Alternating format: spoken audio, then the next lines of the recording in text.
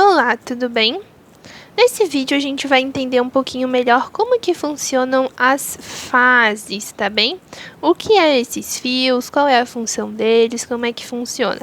Geralmente na nossa casa a gente tem assim, ó, temos 2 fios carregados e um fio neutro. Por exemplo, você já ouviu falar que se botar o dedo na tomada de um lado, você leva choque, mas se você botar do outro, você não leva choque. Não tenta fazer isso, pelo amor de Deus. Mas se você botar o dedo de um lado, você vai levar o choque, se botar do outro, você não leva o choque. Por quê? Porque existe um lado que é carregado e existe um lado que não tem nada, que é neutro, né? Por que que existe isso? Para que a gente possa conectar os aparelhos entre esses 2 fios, né? E com esses 2 fios conectados exista uma diferença de potencial. O que que é a diferença de potencial? É realmente a diferença, o valor numérico, a diferença numérica que existe entre o fio aqui carregado e o fio que está neutro. Existem alguns casos, né, em que você não leva, por exemplo, o fio de 220 nos lugares que é 220 volts, né? Existe tanta possibilidade de ter um fio só com 220 volts.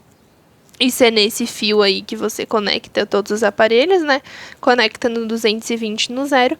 E existe a possibilidade também de serem 2 fios, um com 110 volts e um com menos 110 volts. Por quê? Quando você conecta as extremidades, por exemplo, uma geladeira, daí tem o fio de entrada e o fio de saída, né? Por exemplo, chega um fio, vai até a geladeira e da geladeira sai um fio indo para o aparelho de novo, né? Para a corrente de novo. Então, por exemplo, se eu coloco aqui no 110 volts e o outro fio eu conecto em menos 110 volts, a diferença de potencial vai ser a subtração deles dois, ou seja, 110 menos menos 110, que fica 220 volts. Então, a diferença de potencial fica 220, que é para os aparelhos que funcionam a 220 volts. Tá? Então, depende tudo, esses fios aqui, eles vão ser apenas para a diferença de potencial para o aparelho funcionar, que tem alguns que funcionam a 110 e alguns que funcionam a 220, né? Mas é basicamente assim, esse valor diferente, né, porque um é positivo e o outro é negativo, é só o sentido da corrente, que um é um sentido para a direita, o outro é sentido para a esquerda. Mas muda só o sentido da corrente mesmo, tá? Não vai mudar nada além disso. Até porque faz sentido, né?